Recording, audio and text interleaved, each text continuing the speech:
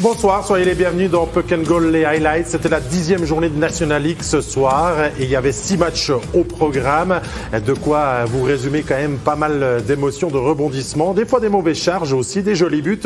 Bref, on va passer en revue tout ce qu'il s'est passé ce soir, à commencer par la rencontre entre Lausanne et Berne qui a été le fil conducteur de notre soirée, avec des Lausannois qui campaient sur une défaite contre Davos après avoir battu Fribourg. Des Bernois qui étaient sur 2 défaites de rang, donc une victoire entre mal classés, entre le 11e et le 13e du classement de National League, des gros points qui étaient en jeu. Et les Lausannois vont prendre la mesure de ces Bernois avec cette réussite. Fabien Guignard pour commencer de Guillaume Maillard pour son retour au jeu. Il le fait de la belle manière. C'est une excellente rentrée pour lui. Il prend le centre de la glace et puis qu'il la met comme un bon vieux routinier sur le côté gauche. C'est chouette pour lui. Il a une saison très compliquée l'année passée avec une grosse blessure. De nouveau une blessure cette année. Et puis il revient directement d'entrée. C'est bon pour lui, ça. Mais Alain Miéville, on n'a pas tout fait juste là dans la défensive bernoise, ce qui explique pourquoi Maillard finalement se retrouve dans de si bonnes conditions. Exactement, comme on l'a dit pendant le match, il y a eu un mauvais changement. L'attaquant qui force quand il ne devrait pas, ça a provoqué le 1 contre 0 pour Maillard. Vous savez ce qui se passe derrière? C'est que Lausanne va confirmer. Et pas confirmer dans n'importe quelle situation, Stéphane, parce que c'est un but en jeu de puissance. Enfin, devrait-on dire, du côté vaudois, de pouvoir marquer dans cette situation-là. Oui, écoutez, bon tir de la ligne bleue, c'est Berchi qui fait l'arrêt dans un premier temps. Donc, il a le puck dévie sur le joueur de Berne. Il arrive directement dans les côtes ou dans le ventre. Et puis, le puck atterrit sur sa canne. Regardez, tac, tape tout de suite. Et là, Vutriche, c'est aucune idée où est rendue la rondelle. C'est pas un but qui va passer à l'histoire. Peut-être que ça va rester une petite marque dans le ventre de Berchi pendant quelques semaines, mais c'est pas un but qui va passer à l'histoire, mais c'est un bon but à prendre. C'est un bon but, puis je crois que c'est même le défenseur bernois finalement qui le bloque, le lancer de la bleue de Martin Gernat. Il y aura le 3-0 derrière parce que Lausanne va profiter de la faiblesse de son adversaire aujourd'hui. C'est un but qui résume finalement, Fabien, la soirée qu'a vécu le CP Berne, un peu à l'envers, et ça finit par cet autogol de Bader. Bon, on ne sait pas vraiment comment le commenter, ce but. C'est un cafouillis général avec des gars qui se croisent, qui ne sont pas dans leur position. Et puis, des mauvais rebonds, je pousse le puck, je le pousse dans les patins, qui finit au but. N'empêche, le dernier qui a touché le puck, c'est Krakowskas. Ouais. Il a été crédité du but. Hein. Son premier but, sauf erreur. Oui. C'est pas son plus bon carrière, mais encore une fois, il a ouvert son compte. C'est pas comment, c'est combien? C'est ça. Alain, un but sur séquence d'engagement. C'est pas la première fois que Berne a tenté ça ce soir. Ils réduisent quand même le score, les Ours, sur cette séquence entre Dogavins et le lanceur Kaoun. Exactement, et puis on l'a montré pendant le match aussi. C'était un set play de Berne. Et là, ce qui me dérange, c'est un peu l'attitude de Lausanne, parce que si on met 2 défenseurs au milieu, je pense que le deuxième aurait aussi dû monter sur le porteur. Est-ce que Lausanne n'a pas été inquiété dans cette fin de rencontre? On apprécie, Stéphane, la jolie finition de Corey Emerton sur une passe qu'on pensait presque un peu longue de Sekac, que Emerton Sekac savait que le défenseur Tentersoner a pu sa canne, donc il a pu s'approcher de lui sans être vraiment ennuyé, ce qui a donné le temps à Emerton d'accélérer. Bonne accélération, le puck, une talonnade sur la canne, tac, monté comme Méville à la grande époque. C'est vrai, Alain? C'est Ligue des Champions, c'est pour ça. N'empêche, Fabien, que c'est un succès bon à prendre là, pour le Lausanne Hockey Club ce soir, parce que Berne n'était pas un grand contradicteur, mais que les 3 points, quand même, étaient nécessaires. De toute façon, les points, il faut que tu les fasses. Après, que tu joues contre X ou Y, le moment était venu pour Lausanne de prendre une victoire, une bonne victoire à la maison pour pouvoir lancer le reste de sa semaine qui s'annonce peut-être un petit peu plus difficile qu'aujourd'hui. On a une réaction au terme de cette rencontre à la Vaudoise Arena. C'est l'un des hommes de cette rencontre, c'est Guillaume Maillard. Guillaume Maillard, c'est vous qui lancez les hostilités ce soir en marquant ce premier but. Finalement, ça récompense un gros pressing lausannois en début de partie. Ouais, on savait qu'on devait commencer vraiment agressivement. On a bien commencé le match, toute l'équipe a été récompensée par le premier goal. C'est tombé sur moi, mais ça aurait pu tomber sur n'importe qui. Ce match maintenant, c'est un match référence sur lequel il faut s'appuyer pour la suite de la saison. Ouais, c'est clair, il faut construire sur ce match. On a joué 60 minutes, du début jusqu'à la fin, toute l'équipe ensemble, on a travaillé ensemble et on peut voir le résultat qui nous récompense. Merci beaucoup Guillaume. Après une rencontre entre équipes mal classées et cette victoire probante du Lausanne Hockey Club, on va passer à une rencontre entre deux équipes qui étaient sur une série de victoires. Fribourg contre Lugano. C'est la rencontre qui voyait les équipes sur 2 succès chacun cumulés ce week-end. Fribourg qui venait de battre Zurich 1-0 et Genève à Genève 3-1. Retour de Schlegel dans les buts après les performances de Thibaut Fatton qui a été excellent sur les 2 titularisations qu'il a eu à faire. Et finalement, c'est bien Reto Berra, Fabien, qui va être battu en premier. Entrée en zone un peu compliquée pour les Tessinois qui sourit finalement derrière à Bertadja qui se retrouve seul face au gardien des Dragons. Bonne finition de Bertadja. Ce qui est un petit peu plus étonnant, c'est de se faire surprendre par un face-off, un engagement dans la zone offensive et tu perds le puck et puis tu te prends un buté directement sur le contre, ce que les coachs n'aiment pas trop. Qu'est-ce qui se passe pour Fribourg quand on est mené au score? On s'appuie sur le jeu de puissance. Là, on joue à 6 contre 5, messieurs. Et Stéphane, le tir de Kylian Motet, il est sublime. Oui, il nous a fait du kiki. Regardez, un demi-frappé, plein de lucarne. Il a vraiment le compas dans l'œil. C'est un des meilleurs buteurs de notre championnat. Regardez, dans le trafic, c'est exactement ce qu'il visait. Hein? La tête bien haute, il a vu le trou. Et puis, c'est pas un hasard, c'est un excellent, un très, très beau but. Bah, tu parles de bons buteurs. On va en retrouver un juste derrière avec Luca Fazzini. C'est facile à le suivre. Il a le casque doré. Daniel Carr le sert du revers. Le lancer à la Mieville est tout autant sublime pour tromper Reto Berra une deuxième fois ce soir. C'est ça, c'est un sniper. Et puis quand il est dans cette position, avec le shoot qu'il a, il loupe rarement la cible. Bon, Reto Berra, Fabien réclame un petit contact sur lui. Difficile d'entrer en matière. Hein. Il semble que ça arrive un petit peu après. On n'est pas allé protester ni contester ce but. Je pense que c'est de bon augure. On prend un but, on est à la maison, on essaie de mettre un petit peu de pression peut-être sur les arbitres, quand bien même aujourd'hui avec le nouveau règlement c'est un petit peu plus compliqué.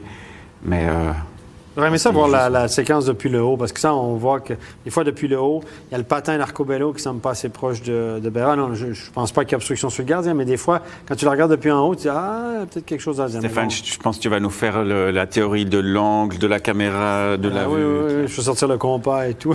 Non, mais je pense pas qu'il y a matière, mais voilà.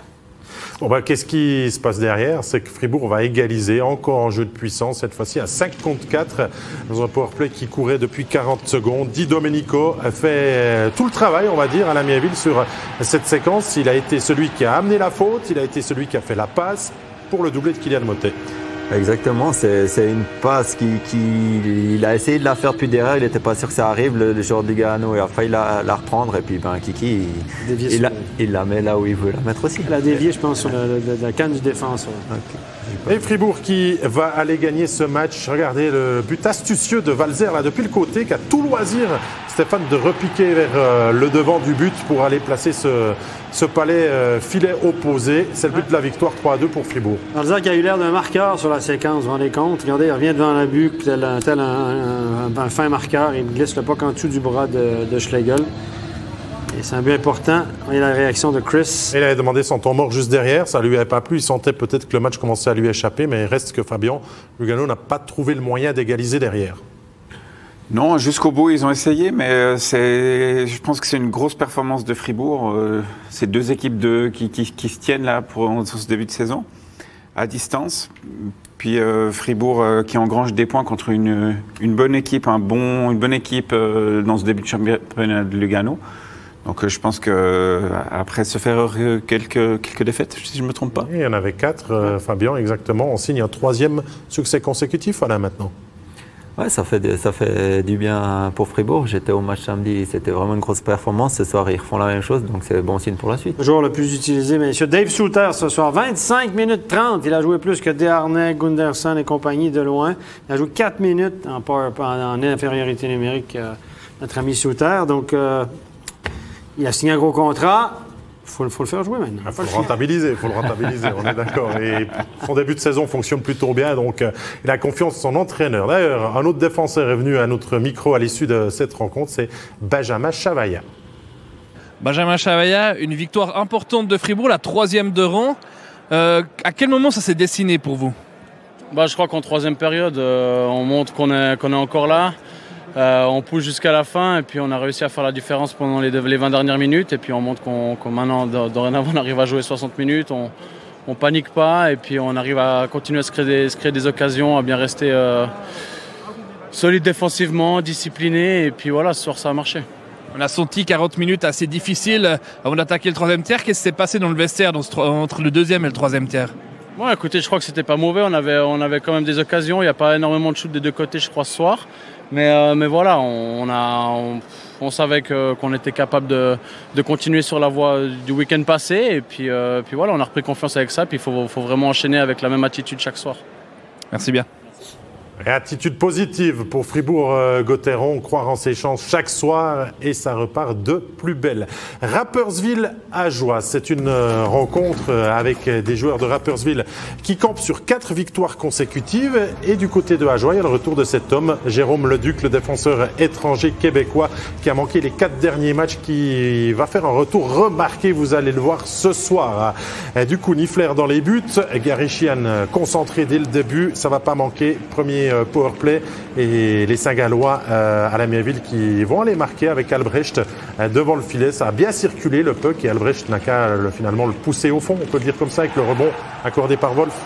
Ouais, là on voit que c'est un très bon jeu en powerplay. Il y a eu pas mal de passes à jouer assez vite, ce qui a permis ce shoot et le rebond. Je pense que c'est ce qui est travaillé à l'entraînement. Ça a bien fonctionné. C'est presque, on va dire, presque le jeu parfait. Lausanne devrait regarder cette séquence. Tu dis ça, toi, tu dis ça. Non, mais je trouve le puck, il a vraiment bien circulé. Soit c'est Ajoie qui était trop statique, soit Rapi a vraiment bien fait circuler le puck. Égalisation jurassienne avec justement Jérôme Leduc qui va aller d'un lancer de la ligne bleue qu'on a cru dans un premier temps dévié par Phil Michael DeVos devant le filet. Et c'est la crosse de Saint-Gallois qui surprend son gardien Niffler, Fabien, pour l'égalisation à 1 partout. Ouais, on aurait pu être surpris de son shoot étant donné que le gardien adverse n'était pas masqué. Mais on lui dit toujours, mets le puck au but. Et puis une bonne vieille feuille morte là qui traîne et qui finit au fond après une petite déviation. Et Jérôme Leduc, il va aller fêter ce retour à la compétition ce soir par là son premier but et enchaîner le deuxième juste derrière, s'offrir un doublé. Ça va faire du bien après les buts de Hazen, les buts de DeVos lors de ce week-end. Le fait que Leduc revienne et participe aussi à la fête, Stéphane, c'est tout bénef. Surtout que celui-là, il est magnifique. L'exécution est magnifique. On a vu quelques passes à une touche. La passe je pense que c'est DeVos qui a sorti cette passe-là dans le coin, ou pas sûr. Mais la passe à une touche là, d'Howard, c'est là que tout s'est joué. Il a reçu le puck. Howard n'a pas fait de contrôle. L'a remis directement à Leduc qui, lui, a dégainé. C'est un angle assez compliqué aussi, comme Fabien l'a expliqué durant le match. Le tir est imparable. C'est pas une feuille morte. C'est pas une feuille morte, c'est pas un muffin, non? C'est Roman Engi qui avait sorti le puck de l'arrondi pour le donner à capitaine Howard. Le problème, c'est qu'Ajoie va pas garder cet avantage très longtemps et que Roman Chervenka, Fabien Guignard, va se faire un malin plaisir à profiter du très bon travail de son top scorer pour marquer le 2 partout. Rapperswil qui a été plus rapide qu'Ajoie pour rentrer dans la zone. Et peut-être qu'une petite erreur d'appréciation de Beerbohm qui se dit « Ok, je prends mon homme », mais le danger venait de l'autre côté, un petit peu en arrière. Le tir de Chervenka là, qui rentre, qui ramène le puck à l'intérieur pour se donner de l'angle, c'est Nukan. Vous savez qui est le joueur vedette de ce début de saison? Il est facile à reconnaître, Alain. Il porte le casque jaune. Il s'appelle Nando Egenberger qui nous fait tout un début de saison. Il va être encore à la finition. Ok, c'est pas le plus dur à marquer, mais il est quand même là au bon endroit. Il profite du travail de Rowe pour le servir parfaitement devant le filet des airs. C'est ça, et si je me trompe pas, c'est déjà son 7e goal de la saison. Donc c'est un énorme début de saison pour lui, et puis c'est une belle surprise de ce début de championnat. Il avait été bon la saison dernière, hein, Egenberger, Stéphane. Il confirme encore plus cette saison. Oui, c'est un jeune joueur. Hein, il est grand, il est puissant. Et là, il y a beaucoup de responsabilités du côté de Rapperswil. C'est un jeune qui a été formé à Davos, qui est parti une année au Canada dans la OHL du côté de Oshawa et qui prend beaucoup de galons là maintenant. Et puis là, sur cette séquence-là, j'ai pas du tout aimé le travail des défenseurs d'Oshawa qui se sont fait battre là, entre le Bro est passé. Ah, Stéphane, commence pas à critiquer. Faut pas critiquer les défenseurs. Non? J'ai pas trouvé que les gars étaient très dynamiques. Il est passé assez facilement. Et puis finalement, Egenberger, personne n'a pris, personne n'a soulevé sa canne. Pas sûr que le coach a aimé cette séquence. Oui, autre séquence qu'on va pas aimer, c'est en plus de la défaite, la très mauvaise nouvelle de la soirée. Âme sensible, s'abstenir. Attention, ce sera la blessure de Jonathan Hazen. Ça s'est passé en haut de votre écran. Vous avez peut-être pas bien vu, mais là, le genou a tourné. Il est resté de longues minutes au sol. Tout de suite compris ce qui lui arrivait. Stéphane, on revoit. C'est pas joli. Là, Hazen On n'a pas encore le diagnostic, on n'est pas médecin, mais il est sorti. Il ne pouvait pas poser le pied sur la glace. Non, il a tout de suite su. Hein, tout de suite, bon, la civière est venue, finalement, les coéquipiers l'ont sorti, mais il a tout de suite su qu'il y a quelque chose qui a probablement craqué dans son genou ou une torsion. Là, on le sait, hein, il y a quelque chose qui ne va pas, il ne met pas de poids. Et ça, c'est une très, très mauvaise nouvelle pour Ajoie. Hazen est quand même le fer de lance à l'attaque avec De Vos. Qu'on le veuille ou non, c'est un fin marqueur. Et là, Asselin va peut-être revenir le week-end prochain, pas sûr, blessé à Laine. Il n'a presque pas patiné. C'est quand même la poisse au niveau des étrangers, hein, en ce début de saison du côté du HC Ajoie avec l'effectif. En plus, notre commentateur sur place nous dit qu'il a été conduit à l'hôpital pour une blessure grave, sérieuse, Jonathan Hazen. On n'a pas eu le Duc pendant des matchs, on n'a pas eu Asselin, on a essayé de faire venir Beauchemin. C'est compliqué quand même, hein, malgré les résultats qui sont quand même relativement satisfaisants dans son ensemble. Mais il n'y a pas un soir où c'est pas facile pour Ajoie quand même. Il y a toujours quelque chose qui se passe. Ouais, c'est un petit peu la spirale. Hein. Tu montes au dernier moment, tu vas chercher les joueurs, tu as un effectif court, tu tires un petit peu plus sur les mêmes joueurs. Puis indépendamment de ça, après, moi, ce que j'espère juste, c'est qu'ils se remettent le plus vite possible et avec le moins de séquelles possible. C'est des très mauvaises blessures et puis, en tout cas, on lui souhaite bon rétablissement. On n'aime pas voir ces images forcément, mais ça faisait partie de l'histoire et des images quand même à vous remontrer ce soir. On va voir comment on explique cette courte défaite en terre saint-galloise du côté du HC Ajoie avec le grand monsieur côté jurassien, Jérôme Leduc. Jérôme Gauthier-Leduc, une défaite un peu rageante ce soir. Vous aviez pris les devants, vous n'avez pas réussi à tenir le choc. Qu'est-ce qui a manqué au HC Ajoie pour ramener 3 points de Rapperswil? C'est sûr qu'en regardant la partie là, après, on va falloir corriger quelques trucs en défensive. On ne peut pas donner autant de chance à notre goaler Tim Wolf, donc il va falloir sûrement regarder un petit peu de vidéo. Et puis vous êtes de retour de blessure, vous avez signé un retour plutôt fracassant. Oui, c'est sûr que ça a bien commencé. Le premier but était un peu chanceux, mais on va essayer de continuer sur la bonne voie. Et puis, est-ce que vous pouvez nous donner des nouvelles de votre coéquipier Jonathan Hazen? On l'a vu là, quelques secondes dans la chambre. On va voir qu'est-ce qui se passe là. Ça a l'air... je ne sais pas encore. Je ne pourrais pas te donner l'information. Merci Jérôme. Encore trop tôt hein, pour le joueur qui est resté focus sur sa rencontre. Stéphane, tu as quelques chiffres à nous donner, notamment sur les tirs, parce qu'on sait qu'à Ajoie, on concède quand même énormément depuis le début de la saison. Comment ça s'est passé ce soir? Encore une fois, 45 tirs accordés à Rapperswil, 31 quand même pour Ajoie. Et Ajoie a bloqué, en plus des 45 tirs de Rapperswil, a bloqué 20 tirs.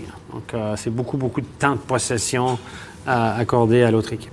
Même quand on joue finalement Rapperswil, les chiffres ne changent pas trop, Alain. C'est quelque chose sur lequel on va devoir vite travailler. Oui, après c'est une saison très compliquée pour Ajoie parce qu'ils montent, ils doivent s'habituer au rythme. Je pense que ça va prendre une dizaine, voire 15 matchs pour qu'ils s'habituent vraiment. Et puis je pense qu'entre les 15 et 25e match, peut-être ça va diminuer. Mais jusqu'à là, il faut que les joueurs s'habituent parce qu'ils n'ont pas l'habitude de ce rythme-là. Ambry ne va pas bien. Bienne avait perdu sa première rencontre. C'est le prochain match que l'on vous résume. Les Léventins campaient sur 4 défaites et avaient envie de gagner un deuxième match dans leur nouvelle patinoire. Les hommes de Luca Cereda vont faire le job face à une équipe biennoise avec Elia Pope au but, avec beaucoup d'absents et un mauvais début de match. Après celui contre Berne où on avait encaissé 2 buts dans la première minute de jeu. Fabien Guignard, là il y aura le but de Zwerger à la deuxième et le but de Costner à 54 à la 5e, un mauvais but concédé, vous allez voir, par Elia Pope. On se complique la vie trop durement du côté zélandais dans ces dernières sorties. Moi, j'ai un petit peu de peine avec le fait qu'on accuse. Alors oui, peut-être qu'il aurait pu faire mieux, mais tu perds un engagement en zone défensive, chacun a un rôle et puis ça part en freestyle complet. Il y a des gars qui courent après le puck, qui oublient leur homme, donc j'ai pas trop envie d'accuser le gardien là, même si oui, il pourrait faire mieux comme tout le reste. Ouais, c'est quand même un but qui fait mal parce que les Léventins, Stéphane, vont être déchaînés dans ce premier tiers. Hein. Comme contre Fribourg, quand ils s'étaient imposés 6-2, ils font le job dans la première période. C'est André Heim qui va y aller de son premier but sous ses nouvelles couleurs. Ouais, c'est les 2 premiers buts de Zwerger, le premier but d'André Heim. Donc les joueurs autres que les étrangers, je dirais les Suisses ou les licences suisses, on doit un peu mettre la main à la pâte là, parce qu'on n'était pas très content du côté d'Ambry du travail de Heim depuis le début de l'année. qui est au centre finalement de Pestoni et puis de Burgler, et puis qui ont rien donné offensivement. Donc on ne peut pas se reposer que sur les étrangers à chaque soir. Ça a été chose faite, mais il y a un fait de match qui va bloquer la partie durant quelques minutes. C'est pas des images que l'on voit souvent, mais c'est une mise en échec sur Yannick Radgeb qui va faire complètement exploser le plexiglas. Vous allez voir, c'est quand même assez impressionnant. Aussi Radgeb qui se fait bien secouer et qui retombe lourdement sur la glace avec la tête. Et on a dû arrêter le match de longue minute pour réparer et surtout enlever les débris sur la glace. Fabien Guignard, ça a pris beaucoup de temps. Heureusement, on a pu continuer la rencontre. Ouais, c'est une nouvelle patinoire. Peut-être qu'ils ont encore du matériel de rechange. Mais c'est vrai que c'est pas habituel. Et puis, c'est des endroits de la patinoire qui sont pas forcément faciles, les plexis dans ces endroits-là. Donc, c'est juste à la limite du banc et du plexi. Donc, ça demande une intervention un peu plus lourde que des simples plexis. Ouais, heureusement que c'était une nouvelle patinoire, tu l'as bien dit. 4-0 ensuite pour Ambry qui va aller du doublé de Zwerger à la Miéville. Un joueur qui était vraiment un peu en panne de confiance, qui va glisser ce puck sous Elien Pope pour inscrire le dernier but de cette rencontre. Ça fait du bien au moral de l'Autrichien à licence suisse et ça remet Ambry sur de bons rails. Exactement, là c'est une belle action faite par Ambry. Qui partent à 4 contre 2. J'ai pas vu le début, le pourquoi du 4 contre 2, mais c'est bien joué d'Ambry, c'est un bon shoot et puis ça lui fait du bien pour sa confiance, c'est clair, c'est ses 2 premiers goals de la saison. Ambry arrête sa série négative.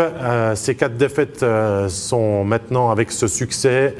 Stéphane, bien par contre, 2e défaite consécutive, je vous ai dit. La crise. C'est Salinen qui est out, c'est Haas qui est out, c'est Kunti qui est out, c'est 3 joueurs de centre. Voilà. Il a offert encore, ça fait quand même beaucoup d'absents. Ils sont comme les autres, Haas et Kunti n'étaient pas là, on a continué de gagner. Mais là, tu as Salinen offert, ça commence à faire pas mal de buteurs et de gars offensifs. Kevin Fay est absent aussi, blessé. Donc là, ça commence à faire beaucoup de monde. Là, c'est comme Genève. Au début, ils ont eu des blessés, ils ont gagné. Puis là, tout à coup, ils ont regardé la ligne de centre aujourd'hui. Je ne veux rien enlever à ces joueurs-là, mais ça n'a rien à voir avec la ligne de centre habituelle. Schleffer, Ramontana, Carafa et Froidevaux au centre. Donc, et on garde toujours Froidevaux en 4e centre parce qu'on essaye d'équilibrer du mieux possible, peut-être avec les jeunes aussi. Les autres lignes, Fabien? Moi, je pense que Bienne, on sait qu'ils font énormément d'efforts par rapport à tout leur mouvement junior. On est premier dans les premiers du classement. Donc, est-ce que c'est vraiment un risque de mettre un jeune joueur comme Schlepfer, le mettre en avant plutôt qu'un Froidevaux? On veut bâtir, on a un petit peu de temps. Donc, moi, je pense que la décision peut être un peu plus politique que sportive et justifiée. Assez d'accord avec toi. On a aussi une réaction à l'issue de cette rencontre pour nous commenter ce revers sans marquer le moindre but du côté zélandais. C'est le défenseur qui a été secoué dans le plexiglas, c'est Yannick Radgeb. Yannick Radgeb, qu'est-ce qui se passe ce soir? C'était vraiment pas un bon HC Bienne. Comment vous expliquez ça? Ouais, c'est dommage. Je pense qu'on a eu beaucoup de matchs qu'on était au déficit 2-3-0 et on a quand même gagné, mais il ne faut pas penser que ça va toujours comme ça. Ça te coûte beaucoup d'énergie. Nous, avec tous les blessures, on a besoin d'énergie pour des autres trucs. Ouais, aujourd'hui, il y a un petit coup de fatigue peut-être après cette série. C'est une explication? Ouais, c'est une, mais à la fin, on est tous les pros. C'est encore pas trop tard dans la saison. Je pense qu'on n'a pas joué très bien dans la zone de Ambry. On n'a pas gardé le puck là. On a essayé beaucoup de tirs, mais on n'a fait pas notre jeu. Le match il se joue déjà quand même au premier tiers. Il y a 3-0 après un quart d'heure. Vous attendiez pas à une équipe d'Ambry qui vienne aussi fort? Oui, mais contre Ambry, c'est jamais facile. Ambry, c'est encore un autre truc. Là, il vient toujours fort, mais nous, on était juste pas prêts. Merci bien. Bonne rentrée. Vous savez quoi, Stéphane, il est content. C'est toujours pas facile d'aller gagner Ambry, Stéphane. C'est toujours pas facile, oui. Ou c'est jamais facile. Ça dépend comment on le prend. On s'est tous regardés, on dit voilà, la phrase de la soirée. C'est la phrase de la soirée? Elle perdure. En tout cas, quand même, lourde défaite et beau succès léventin pour essayer de se relancer. Après les 2 victoires, il y avait eu ces 4 défaites et c'est 3 bons points pris par la formation de Luca Cereda. Zurich-Davos, autre rencontre plutôt intéressante sur le le papier à suivre avec des Zurichois qui avaient perdu le dernier match 1-0 à Fribourg, des Davosiens qui restaient sur 2 victoires contre Ambry et contre Lausanne. Il y a bien sûr Volven d'un côté, Weber qui revient dans les buts, Gilsen de l'autre côté. Et ça commence par une charge de Yannick Weber sur Corvi qui va le sortir blessé. Bon cross-check là sur les côtes, sur les côtes qui a blessé le top scorer. Ça en NHL, ça c'est une cross-check de NHL. Weber a pu en distribuer toute sa carrière. Et cette année en NHL, ça c'est pénalisable. Les arbitres ont été instruits d'être beaucoup plus sévères sur les cross-checks. J'ai regardé quelques matchs amicaux de NHL et les arbitres, pour ces cross-checks, on étend vraiment les bras, c'est plus poussé. Là, si on étend les bras pour donner un cross-check, les arbitres vont donner énormément de pénalités. Attendez-vous que ça, l'année prochaine en Suisse, ça sera pénalisé plus sévèrement. Il y a beaucoup de joueurs étrangers qui mettent des protections supplémentaires en bas parce qu'ils ont l'habitude de recevoir. Et là, malheureusement pour lui, il n'en a pas. Ouais, ça lui a coûté finalement de retourner au vestiaire. Dans cette rencontre, ce sont bien les Grisons qui vont parfaitement faire les choses en entame de match, notamment en jeu de puissance avec ce puck qui circule bien entre Egli et Simic. Et Fabien, on apprécie le lancer du joueur roman du HC Davos. Ouais, 1-2 avec son défenseur et lui en bon droitier qui nous met une Simic au premier poteau. Comme on disait, qui est quelqu'un devant le but ou pas, il envoie une Simic à la hauteur de la tête. C'est ça. Une bonne patate qui fait 1-0. Il y aura 2-0 marqués par Marc Vizère. Réduction du score. Andrighetto, là encore en jeu de puissance. Il y a eu beaucoup d'histoires en jeu de puissance. Pas mal de pénalités ce soir au Wannestadion. C'est la réussite là, ça fonctionne bien aussi. On apprécie aussi la qualité du sniper Andrighetto, Alain. Exactement, c'est vraiment bien joué. C'est aussi un set play, je pense, après le face-off. Et puis c'est vraiment un très bon shoot d'Andrighetto. 1-3 par Andrés Ambul. Davos qui se donne les moyens d'aller gagner ce match. Et finalement, il y a le 2-3 et il y a la blessure. Non, la blessure, je ne sais pas. Je crois qu'il a rejoué Lucas Top. Mais la charge de Joel Kenville, Stéphane, qui va être sorti du match pour cette charge contre la bande un peu tardive. Ouais, c'est le moins qu'on peut se dire, tardive. Elle était surtout très inutile. Le joueur ne s'attendait pas. Regardez, le joueur va faire son jeu. Je n'attends pas vraiment être frappé. Là, tout à coup, il arrive dans le dos. Le joueur ne le voit pas arriver. C'est dangereux, inutile, tardif. Tout y est. Donc, la Grunborg n'est pas d'accord, là, mais il peut garder sa science pour lui parce que là, il y a quand même quelque chose à dire. Bon, je crois qu'il n'y a pas vraiment à discuter. C'est sévère, Alain, pour toi, Fabien? Je comprends pas le sens du check. Je vois pas pourquoi il le fait. Faire mal, il voulait faire mal. Ouais. Le gars était vulnérable, il arrive par derrière. Peut-être qu'il y avait une petite revanche dans l'air, peut-être qu'il s'est passé quelque chose dans le coin avant, puis il s'est dit, bon, je vais te redonner un coup. Je pense pas que le gars, il s'est fait mal, mais ça ne doit pas être pris en compte. Il aurait pu se faire mal. Il aurait pu se faire mal. Et puis, qu'une expulsion, j'espère qu'il y aura une suspension, là, parce que là, déjà, celui de Bienleuve s'en est tiré avec un petit match. J'espère moi, je ne veux pas me prononcer là-dessus, parce que si je dis 3, il n'y aura rien, puis si je dis rien, il y aura 3. Donc, on ne dit plus rien, Stéphane. Allez, on voit ce qui s'est passé ensuite, puisqu'il y a eu le but de Garetro, il y a eu le but de Malguin, parce que durant ce temps, à 4 contre 5, pendant 5 minutes, Malguin est parti en rupture. Et le but de la victoire va être marqué par Hollenstein derrière, en jeu de puissance. Zurich, Fabien, qui montre du caractère et qui est allé chercher cette victoire après avoir été mené 3-1 jusqu'à la 48e minute de jeu. Ouais, ça fait beaucoup de buts en power play ce soir, ce qui est une bonne chose. Ça dissuadera certains de faire des gestes un petit peu stupides comme on l'a vu tout à l'heure. Zurich qui s'en sort bien, je pense. Était un petit peu malmené 3 à un moment donné du match, mais qui s'en sort avec les honneurs. 6 des 7 buts marqués en situation spéciale, 5 buts en powerplay, 1 en infériorité numérique. Langnau-Zug, la dernière rencontre qui était au menu de la soirée, c'est toujours Robert Mayer dans les buts. Retour de Saint-Heller et de Reto Souri pour Zug, qui avait quand même aussi pas mal d'absents. Les Zugois qui restaient sur 3 défaites consécutives, assez surprenant après les 6 victoires du début de saison consécutive. Et ce sont bien les Emmentaler, Stéphane, qui vont ouvrir le score. Superbe action. Olofsson, Grenier, Yannick Blaser à la finition. Ouais, donc c'est un grand classique. Olofsson qui marque quasiment tous les buts. C'est un but par match. Grenier, lui, qui fait des passes. Regardez la passe Olofsson pour Grenier, la passe du revers, là. Magnifique. Même le joueur l'a même amorti, là, un petit peu de provocation. Je vais la pousser gentiment. Il voulait être sûr de la mettre. C'était un bon changement de Zug aussi. Hein. Ouais. Ouf. Mais Zug a été poussif ce soir, une nouvelle fois, mais Zug va donner le moyen de gagner cette rencontre. Il va s'appuyer sur un joueur qui est souvent, on va dire, peut-être sous-estimé dans ce championnat. J'ai envie de dire Carl Klingberg, qui va marquer les 2 buts de la victoire de Zug pour s'imposer 2-1, Fabien.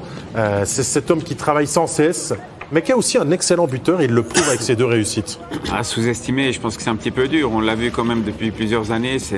Alors la saison passée, il a eu un début très très poussif ou avec un manque de confiance, mais c'est un gars qui fait des points. Peut-être que, je sais pas ce que vous en pensez. Peut-être qu'il est, étant donné qu'il a une grille. En total désaccord avec toi. Il a une grille. Peut-être tout le monde pense que c'est un junior. C'est un petit junior. Moi, j'aime beaucoup. C'est un power forward parce que c'est pas un magicien non plus, mais il travaille fort. Puis c'est un power forward qui peut te mettre des buts puis te faire la différence offensivement. Donc, il peut t'aider de beaucoup de façons. Puis c'est un gars d'énergie. C'est un gars qui est apprécié dans le vestiaire aussi et tout. Donc, c'est un leader du côté des autres. Un des nombreux leaders. Victoire du champion en titre sur la patinoire de l'Île-Fils. On va donc pouvoir vous récapituler les 6 rencontres qui se sont jouées ce soir pour cette 10e journée de championnat. La victoire sans coup fait rire d'Ambry contre Bienne 4-0. Fribourg qui gagne 3-2 à domicile pour un 3e succès. Les Lakers qui battent difficilement HC Ajoie affaibli. Lausanne qui signe un probant succès face à un pâle CP Berne. Les Tigres Emmentalois qui s'inclinent 2-1 contre Zug, on vient de le voir. Et Zurich qui gagne sur le finish contre le HC Davos. Au classement, eh bien, on a des enseignements. Bienne se fait un petit peu rejoindre derrière par la Meute avec ses 2 défaites. C'est Fribourg-Gotteron aussi qui se place 4e et dans le bon wagon pour l'instant. C'est plus compliqué pour le reste des clubs romans et le HC Ajoie qui retrouve la dernière place. Ça se joue à pas grand-chose, c'est encore tôt dans la saison. Pour être parfaitement complet, il y avait les 2 clubs romans de Swiss League qui jouaient ce soir. La Chaux-de-Fonds s'est imposée 5-2 contre les Getseka Lions et Holten est allé chercher la victoire à Graben 3-2 face au HC Sierre. Donc les Sierrois n'ont pas pu confirmer le succès dernier contre Cloton. Allez, on n'a pas fini de tout vous dire dans cette soirée. On va installer notre petit salon, on va s'installer bien cosy, on va discuter des thèmes brûlants de l'actualité. Ça, c'est parfait pour vous, pour demain à la pause café, avoir les grandes discussions parfaites et adaptées avec nos arguments qui arrivent. À tout de suite.